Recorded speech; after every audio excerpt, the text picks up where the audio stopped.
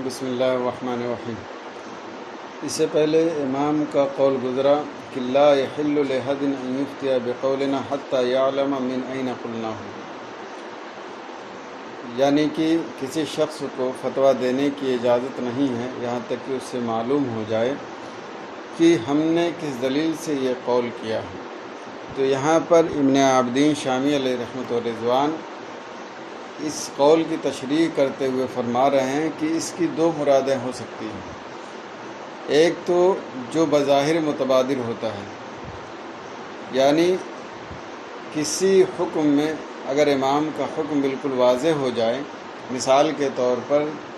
وطر واجب ہے، تو ایسی صورت میں ہم کو یا جو مقلد ہیں مجتہد فی المذہب وغیرہ اس کے بعد کے لوگ جو ہیں ان کو اس کے مطابق فتویٰ دینا، یعنی یہ کہنا کہ تو واجب ہے، یہ درست نہیں ہے جب تک کہ ان کو معلوم نہ ہو جائے کہ امام کی دلیل کیا ہے، ٹھیک ہے۔ اور دلیل جاننا اس طور پر یہ کیا ہے، مقلد کا کام نہیں ہے بلکہ مجتہد کا کام ہے، کیونکہ مقلد وہ ہوتا ہے جو بغیر دلیل کے اپنے امام کی بات مان لے، ان کے قول کو قبول کر لے۔ اور یہاں پر کیا بات ہو رہی کہ وہ دلیل جانے اور دلیل جان کر ہی فتویٰ دے، ٹھیک ہے۔ تو یہ کام مقلد کا نہیں ہو سکتا، یہ مجتہد کا کام ہے۔ لیکن کیا صرف دلیل جان لینا یہی کافی ہے کہ فلاں مجتہد نے فلاں مسئلہ فلاں دلیل سے لیا، اتنا ہی کافی ہے یا مزید ضرورت ہے؟ تو کہہ رہے ہیں اس کا کوئی اعتبار نہیں، اور یہ تو عام آدمی بھی یا عام علماء بھی اس کو جان سکتے ہیں، بلکہ اس سے یہ مراد ہے کہ ساری دلائل جو اس متعلق ہیں وہ مستحضر ہوں، اس کے معارض ہے کیا چیزیں وہ بھی اس کے نظر میں ہو، یعنی پوری تفتیش کر لے اور استقراء تام کر لے۔ ایسے شخص کے لیے اس بات کی اجازت ہے کہ وہ جب حکم دے تو اس کے دلائل کو پورے طور سے اس کا حق ادا کر کے معلوم کر لے، اور پھر اس کے بعد وہ اس کے مطابق دوسرے لوگوں کو فتویٰ دے سکتا ہے، بتا سکتا ہے، سمجھا سکتا ہے۔ لیکن امام ابن عابدین شامی علیہ رحمۃ و رضوان فرماتے ہیں کہ یہ پہلی صورت جو ہے یہ مراد ہونا بعید معلوم ہوتا ہے۔ کیوں؟ اس لیے کہ مجتہد مطلق کے درجے پر یہ شخص نہیں پہنچے گا، اور جب یہ مجتہد مطلق کے درجے پر نہیں پہنچا ہے تو اس کو مجتہد مطلق کی اتباع لازم ہے، اور جب وہ لازم ہے تو وہ مقلد ہوا، اور مقلد کو دلیل جاننا ضروری نہیں۔ اور دوسری صورت یہ بیان کیے کہ یہاں پہ مراد یہ ہے، یعنی لا یحل لأحد، اس پورے قول سے یہ مراد ہے کہ جو شخص فتویٰ دے رہا ہے یا لوگوں کو بتانا چاہ رہا ہے وہ امام کے اصول و ضوابط کے مطابق حکم کی تخریج کرنے کی صلاحیت رکھتا ہو، استنباط کرنے کی صلاحیت رکھتا ہو، امام کے قواعد وغیرہ کے بارے میں کافی گہرائی اور گہرائی ہو، ٹھیک ہے۔ یہ ساری چیزیں اگر ہیں تو اس سے کے لیے اجازت ہے کہ اس طرح سے وہ کر کے پھر امام کے قول کے مطابق فتویٰ دے، یعنی لا یحل لأحد ان یفتی بقولنا حتی یعلم من این قلناہ او کما قال۔ اس پر اس شخص کو اجازت ہے جو امام کے قواعد اور اصول کے مطابق استخراج اور استنباط کی صلاحیت رکھتا ہو اور اس طرح سے اس کو مہارت حاصل ہو۔ تو جب امام ابن عابدین شامی علیہ رحمۃ و رضوان نے فرما دیا کہ پہلا قول مستبعد ہے، بعید ہے، اور دوسرے قول پر کوئی وضاحت نہیں کی یہ صحیح ہے یا راجح ہے، لیکن اس سے پتہ چلتا ہے کہ آپ کے نزدیک دوسرا قول ہی کیا راجح اور درست ہے۔ ثم يعلم ان قول الامام لا يحل لأحد ان يفتي بقولنا، پھر جان لو کہ امام کا قول ہے کہ کسی شخص کے لیے حلال نہیں ہے کہ ہمارے قول کے مطابق فتویٰ دے یہاں تک کہ اس کو معلوم ہو جائے کہ ہم نے کس بنیاد پر یہ قول کیا ہے۔ یہ دو معنوں کا احتمال لگتا ہے، احدہما، ان دونوں میں سے ایک کی اس سے یہ مراد ہے جو جس کی طرف ذہن کا تبادر ہوتا ہے، اور وہ یہ کہ جب اس کے نزدیک امام کا مذہب کسی حکم میں ثابت ہو جائے، جیسے کہ مثلاً عطر کا واجب ہونا، تو اس کے لیے حلال نہیں ہے کہ اس کے مطابق فتویٰ دے یہاں تک کہ اسے امام کی دلیل معلوم ہو جائے۔ اور اس میں شک نہیں کہ یہ اس صورت میں مفتی مجتہد کے ساتھ خاص ہے، مقلد محض کا اس میں کوئی دخل نہیں، کیونکہ تقلید یہ غیر کو قول کو بغیر اس کے دلیل کی معرفت کے لینا ہے اور اس پر عمل کرنا ہے۔ قالوا فخرج اخذه مع معرفت دلیل فإنه ليس بتقلید۔ تو اس تقلید کی تعریف سے ان کی دلیل کی معرفت کے ساتھ قول کو لینا یہ خارج ہو گیا۔ فإنه ليس بتقلید، کیونکہ اس صورت میں یہ تقلید نہیں ہے، یہ مجتہد کا کام ہے۔ لأنه أخذ من الدلیل لا من المجتہد، کیونکہ اس صورت میں اس نے دلیل سے قول کو لیا نہ کہ مجتہد سے۔ یعنی جب سارا استقراء کر لیا، ساری چیزیں چھان بین کر لی، تو ایسی صورت میں وہ محض مجتہد کا قول لینے والا نہیں ہے، بلکہ دلیل کے مطابق وہ قول کو لینے والا ہے۔ بل قیل ان اخذہ مع معرفت دلیلہ نتیجۃ الاجتہاد، بلکہ یہاں تک کہا گیا ہے کہ اس کی دلیل کی، امام کی دلیل کی معرفت کے ساتھ یا مجتہد کی دلیل کی معرفت کے ساتھ قول کو لینا یہ اجتہاد ہی کا نتیجہ ہے، کیونکہ دلیل کا جاننا یہ مجتہد کے لیے ہے۔ لتوقفها على معرفت سلامتہ من المعارض، کیونکہ وہ موقوف ہے معارض سے سلامت کی معرفت پر، یعنی جو دلیل ہے مسئلے کی یہ جاننا ضروری ہے اس میں کہ یہ معارض سے محفوظ ہے، ٹھیک ہے۔ وَهُوَ مُتَوَقِّفَةٌ عَلَى اسْتِقْرَاءِ الْأَدِلَّةِ كُلِّهَا، اور یہ تمام دلائل کے بالکل احاطہ کرنے پر موقوف ہے۔ یعنی آپ اگر فیصلہ کرنا چاہیں کہ اس دلیل کے معارض کوئی دلیل نہیں ہے تو اسی وقت ہوگا جب آپ ساری دلائل کا احاطہ کر لیں، اس سے پہلے آپ یہ فیصلہ نہیں کر سکتے کہ جو مسئلہ سامنے ہے اس کے دلیل کے معارض کوئی دلیل موجود نہیں ہے۔ ولا يقدر على ذلك الا المجتہد، اور اس پر قادر نہیں ہوگا مگر وہی شخص جو کیا ہے مجتہد ہو۔ اما مجرد معرفت ان المجتہد الفلانی، اور رہی بات ہے کہ محض یہ معلوم ہونا کہ مجتہد فلاں نے فلاں حکم فلاں دلیل سے لیا ہے، تو اس میں کوئی فائدہ نہیں ہے۔ تو اس لیے ضروری ہے کہ دلیل کی معرفت کے وجوب سے مراد مفتی پر یہ ہے کہ مجتہد کے حال کو جانے، یہاں تک کہ اس کی تقلید جائز ہو اس پر یقین کے ساتھ، اور دوسرے کو فتویٰ دے سکے اس پر یقین کے ساتھ۔ یعنی جس مجتہد کی یہ تقلید کرتا ہے اس کے حالت کو معلوم ہونا ضروری ہے کہ واقعی وہ مجتہد ہے یا نہیں، یا مجتہد کے جو شرائط ہیں اس کے اندر پائی جاتی ہیں یا نہیں، تبھی مقلد کو اس کی کیا ہے اتباع کرنے کی اجازت ہوگی، ورنہ نہیں۔ وہو المفتی حقیقتاً، اور وہی کیا ہے حقیقت میں مفتی ہے۔ اما غیر فہو ناقل، اور رہی بات اس کے علاوہ کی تو وہ ناقل ہے، ٹھیک ہے۔ لیکن کون المراد ھذا بعید، لیکن یہ مراد ہونا، پہلی صورت مراد ہونا بعید ہے۔ لأن ھذا المفتی، کیونکہ یہ مفتی جب اجتہاد مطلق کے رتبہ تک نہیں پہنچا تو اس کو تقلید لازم ہے جو اجتہاد مطلق تک پہنچ گیا۔ ولا یلزمہ معرفت دلیل امام ہی، اور ایسے شخص کو اپنے امام کی دلیل کی معرفت لازم نہیں مگر ایک قول پر۔ یعنی عام طور پر لوگوں کا قول یہی ہے کہ اگر وہ مقلد ہے، اگرچہ وہ مجتہد فی المذہب ہو یا دوسری صورتیں جو آتی ہیں، اگر وہ تقلید کرتا ہے تو امام کے قول کو جاننا اس پر کیا ہے لازم نہیں۔ جان لے تو الگ بات ہے، تحقیق کر لے، تدقیق کر لے، وہ الگ بات ہے، لیکن ضروری نہیں ہے۔ البتہ ایک قول ہے کہ جاننا ضروری ہے، ٹھیک ہے۔ قال فی التحریر مسئلۃ غیر المجتہد المطلق یلزمہ التقلید، تحریر میں فرمایا کہ غیر مجتہد مطلق کا مسئلہ یہ ہے کہ اس کو تقلید لازم ہے، اور اگر فقہ کے بعض مسائل میں مجتہد ہے یا بعض علوم میں مجتہد ہے، جیسے کہ فرائض، علی القول بتجزی الاجتہاد وهو الحق، اس قول کے مطابق کہ اجتہاد متجزی ہو سکتا ہے اور یہی حق ہے، فیقلد غیرہ فیما لا یقدر علیہ، تو جس میں اجتہاد پر وہ قادر نہیں ہے اس میں غیر کی تقلید کرے گا۔ اب یہاں پہ یہ بتا رہے ہیں کہ کیا اگر اجتہاد کسی کے اندر پایا جائے تو یہ لازم ہے کہ ہر مسئلے میں وہ مجتہد ہو تبھی اس کو مجتہد کہا جائے گا، یا کہ تجزی ہو سکتا ہے کہ بعض مسئلے میں اس کا اجتہاد ہو اور بعض مسئلے میں اجتہاد نہ ہو؟ تو کہہ رہے ہیں کہ یہاں پر جو حق اور صحیح مذہب یہ ہے کہ اجتہاد کا تجزی ہو سکتا ہے، یعنی بعض مسائل میں اس نے تحقیق کر لی، استقراء تام کر لیا، سب کچھ کر لیا، اور بعض مسائل میں وہ ایسا نہیں کر سکا، تو جس میں استقراء تام اور ساری شرائط جو ہیں پائی گئی تو اس میں وہ مجتہد قرار دیا جائے گا اور وہ اسی کے مطابق عمل کرے گا۔ لیکن اب یہ ہے کہ اگرچہ وہ بعض مسائل میں مجتہد ہے تو کیا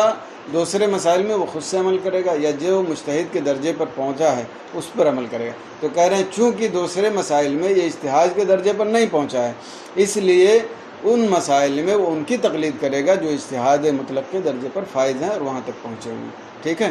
تو کہنے کا مطلب یہ ہے کہ اجتہاد میں کیا تجزی ہو سکتا ہے، یعنی بعض میں اجتہاد تک پہنچاؤ اور بعض میں وہ مجتہد نہ ہو، لیکن جس میں اجتہاد تک پہنچا ہے اسی پر وہ اپنے قول کے مطابق عمل کرے گا، ورنہ دوسرے میں کیا ہے وہ مجتہد کی تقلید کرے گا، اپنے خواہش یا اپنے نفس کے اعتبار سے عمل نہیں کرے گا۔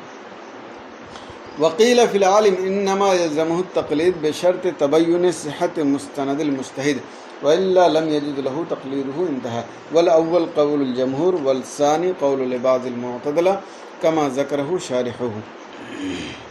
اور عالم کے بارے میں کہا گیا ہے یعنی مجتہد مطلق کے علاوہ، انما یلزمہ تقلید، اسے تقلید لازم ہے مجتہد کے مسند صحت مستند کے ظاہر ہونے کی شرط کے ساتھ، ورنہ اسے امام کی تقلید یا مجتہد کی تقلید جائز نہیں۔ یعنی اگر عالم کے نزدیک مجتہد نے جس مسئلے پر اپنی دلیل کے ذریعے استدلال کیا ہے اس کا مستدن ہونا، اس کا صحیح ہونا ظاہر ہو جائے تو کیا ہے مجتہد کی اتباع جائز ہے، ورنہ جائز نہیں ہے۔ تو یہ قول دوسرا والا یہ معتدلہ بعض معتدلہ کا قول ہے، اور پہلا قول یعنی کہ اس کو تقلید ہر صورت میں لازم اور ضروری ہے، یہ جمہور علماء سنت کا قول ہے۔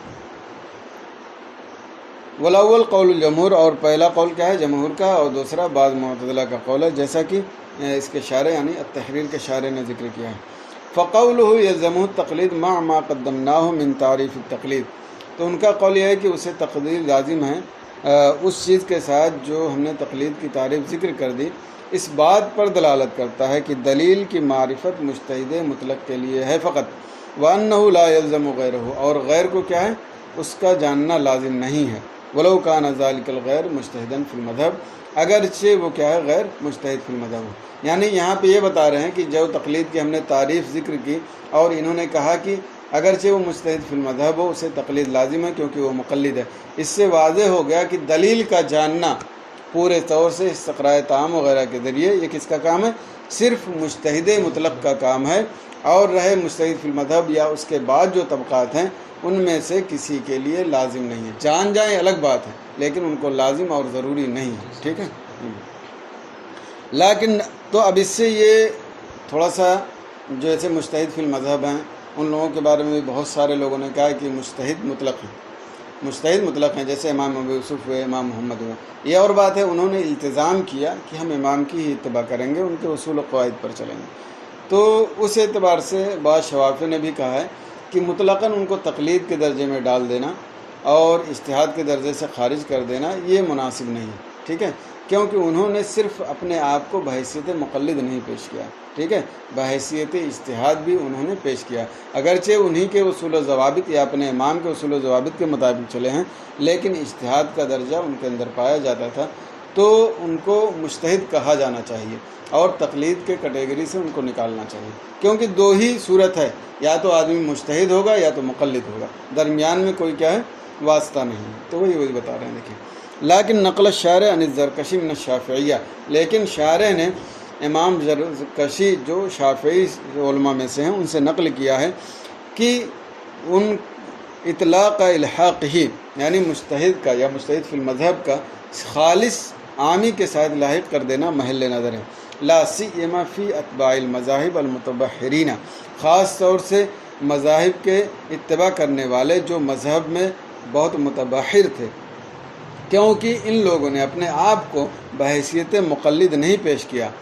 اور ان کو مجتہدین کے ساتھ لاحق کرنے میں کوئی کلام نہیں، کوئی شک نہیں، اذ لا یقلد مجتہد مجتہدا، کیونکہ کوئی مجتہد مجتہد کی تقلید نہیں کرے گا، ولا يمكن ان يكون واسطۃ بینہما، اور ممکن نہیں ہے کہ ان دونوں کے درمیان کوئی واسطہ ہو، لأنہ لیس لنا سوا حالتین، کیونکہ ہمارے لیے دو حالت کے سوا کوئی حالت نہیں ہے۔ یعنی یہ کہہ رہے ہیں جو متباحر ہیں جیسے امام ابو یوسف، امام محمد وغیرہ، ان لوگوں کو مجتہدین کی کیٹیگری میں کیا ہے داخل کرنا لازم ہے، اور جب داخل کرنا لازم ہے تو وہ مجتہد ہی ہوں گے، وہ مقلد نہیں ہو سکتے، کیونکہ دو ہی صورت ہوگی، یا تو آدمی مجتہد ہوگا یا مقلد ہوگا، ٹھیک ہے، بیچ میں کوئی واسطہ نہیں، اس لیے خالص محض مقلد ان کو قرار دینا یہ درست نہیں ہے، ٹھیک ہے۔ اب یہاں سے یہ بتا رہے ہیں کہ کیا کوئی شخص اتنا بڑا عالم یا ہو سکتا ہے یا بہت بڑا مفتی یا مجتہد ہو سکتا ہے جو مستقل اپنے مذہب کا اخراج کر سکے یا ظاہر کر سکے اس طور پر کہ لوگ اس کی اتباع کریں؟ تو کہہ رہے ہیں کہ اگرچہ امام کے بعد یعنی چاروں ائمہ جن کی ہم اتباع کرتے ہیں ان کے اصحاب اور بعد کے لوگوں میں مجتہدین ہو سکتے ہیں، لیکن اس طور سے کسی مذہب کی ایجاد کرنا کہ جتنے اصول و قواعد ان لوگوں نے بنائے ہیں اس سے بالکل الگ ہو، اصول و ضوابط بالکل الگ ہوں، یہ محال ہے، ناممکن ہے، ایسا نہیں ہو سکتا۔ ٹھیک ہے، اسی لیے کہہ رہے ہیں کہ اب اگر کوئی یہ چاہے کہ مستقل مذہب کوئی ایجاد کر لے اور لوگ ان کی اتباع کریں، یہ ممکن نہیں ہے، کیونکہ کہیں نہ کہیں جا کر کے وہی سارے اصول و ضوابط اس سے مل جائیں گے اور وہ الگ سے کوئی کام نہیں کر سکتا۔ جب الگ سے کام نہیں کر سکتا تو ہم اپنے ائمہ کی اتباع کریں، دوسرے کے محض ایجاد کرنے کی ضرورت نہیں ہے اور قابل قبول بھی نہیں ہے۔ قال ابن المنیر والمختار، ابن المنیر فرماتے ہیں اور مختار یہ ہے کہ مجتہدین یہ اس بات کا التزام کیے ہوئے ہیں یا ان پر لازم ہے کہ وہ کسی مذہب کا ایجاد نہ کریں۔ اما کونہم مجتہدین، اور رہی بات ہے کہ ان کا مجتہد ہونا تو اس لیے کہ اجتہاد کے اوصاف ان کے ساتھ قائم ہیں، یعنی مجتہد کے لیے لازم نہیں کہ وہ کوئی مذہب کا اجتہاد ہی کرے، ٹھیک ہے، یا مذہب کا ایجاد ہی کرے، لیکن وہ مجتہد ہو سکتا ہے کیونکہ اس کے پاس اوصاف پائے جاتے ہیں۔ وَأَمَّا كَوْنُهُمْ مُلْتَزِمِينَ أَنْ لَا يَحْدُثُوا مَذْهَبًا، اور رہی بات ہے کہ ان پر لازم ہے کہ وہ کسی مذہب کا ایجاد نہ کریں، تو کہہ رہے ہیں کہ جب مجتہد ہیں تو مذہب کا ایجاد کیوں نہیں کر سکتے، تو اس کی وجہ بتا رہے ہیں کہ کیوں نہیں کر سکتے۔ فَلِأَنَّ إِحْدَاثَ مَذْهَبٍ زَائِدٍ بِحَيْثُ يَكُونُ لِفُرُوعِهِ وصول، کیونکہ کسی زائد مذہب کا ایجاد کرنا اس طور سے کہ اس کے فروع کے لیے اصول ہوں اور ایسے قواعد ہوں جو متقدمین کے قواعد کے برخلاف ہوں، سارے قواعد کے مباین ہوں، خلاف ہوں،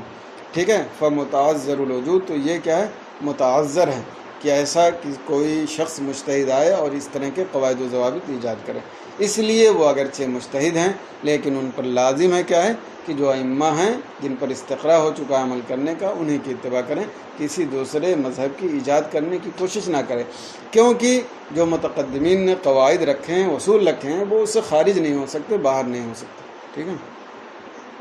لاستیعاب المتقدمین سائر الاسالیب، کیونکہ متقدمین نے سارے اسالیب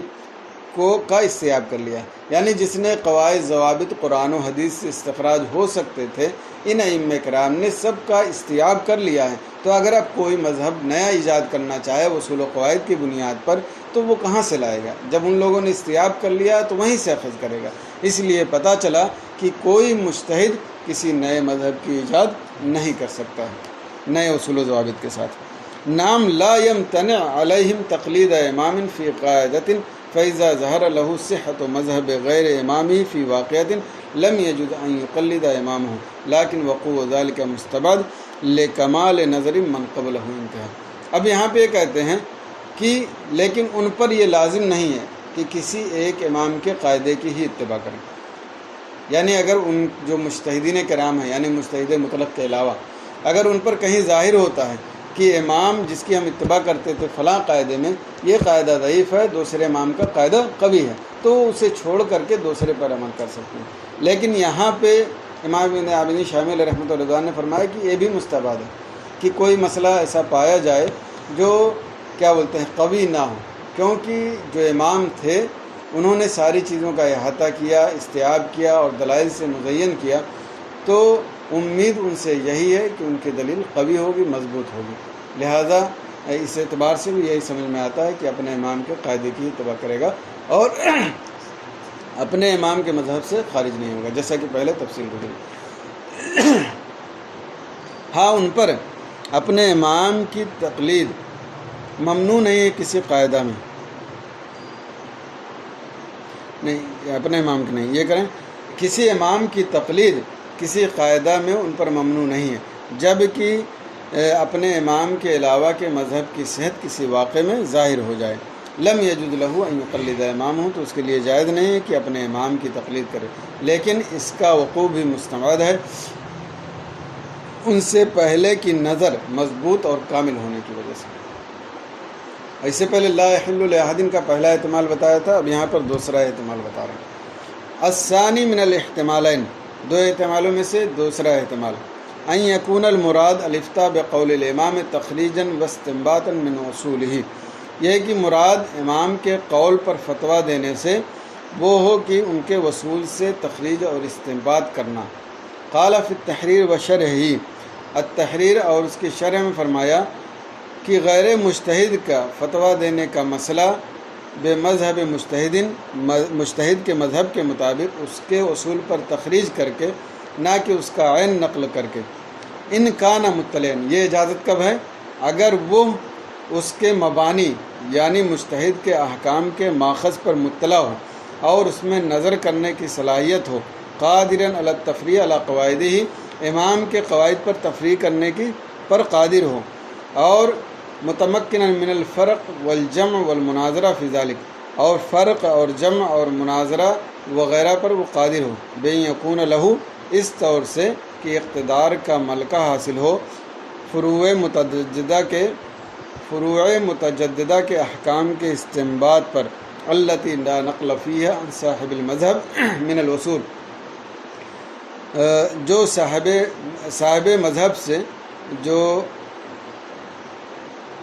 صاحب مذہب سے اصول کے دائرے میں رہ کر کوئی نقل موجود نہ ہو، صاحب مذہب نے جن اصول کو ذکر کیا ہے، یعنی وہ شخص ایسا ہو کہ اصول پر تخریج کرنے کی صلاحیت رکھتا ہو اور مجتہد کے احکام جو ہیں اس کے دلائل اور ماخذ کیا ہیں وہ بھی جانتا ہو، اور اس کے تفریع وغیرہ ان کے قاعدے کی روشنی میں یہ نکالنے پر قادر ہو، یا اور اس کو وہ احکام فرعی جن کی صراحت مجتہد کی جانب سے موجود نہ ہو، تو اصول جو مجتہدین کرام نے قرار دیا ہے ان اصول کی بنیاد پر نئے مسائل کا وہ استخراج کر سکے، تو ایسے شخص کو دلائل کی جاننا لازم اور ضروری ہے۔ ٹھیک ہے۔ وَهَذَا الْمُسَمَّى بِالْمُجْتَهِدِ فِي الْمَذْهَبِ، اور اسی کو مجتہد فی المذہب کہا جاتا ہے، تو اس کے لیے جائز ہے۔ یہاں پر یہ کہا ان کان مطلعاً علی مبانی ہے، اس کا جواب یہاں پر ہے جائز ہے، یعنی اس کے لیے جائز ہے کہ دلائل کو جانیں اور ساری چیزیں اپنے ذہن میں رکھیں۔ وَإِن لَمْ يَكُنْ كَذَلِكَ لَا يَجُوزُ، اور اگر وہ ایسا نہیں ہے تو اس کے لیے جائز نہیں ہے، یعنی اس طور پر استخراج کرنا قواعد اور ضوابط کی روشنی میں اس کے لیے جائز نہیں ہے۔ تو اگر امام کے قواعد پر کوئی مسائل کا استخراج کرتا ہے تو ساری چیزیں اس کو جاننا ضروری ہے، اور یہاں دوسری صورت میں جو صلاحیتیں اس کی ذکر کی گئی ہیں اس کے اندر پایا جانا چاہیے۔ اگر یہ چیز نہیں پائی جاتی ہے تو اس طور پر اسے مسئلہ کے استخراج کرنے کی اجازت نہیں ہے۔ بس رہنے دیں، آج کا سبق انشاءاللہ آگے پھر۔ السلام علیکم ورحمۃ اللہ۔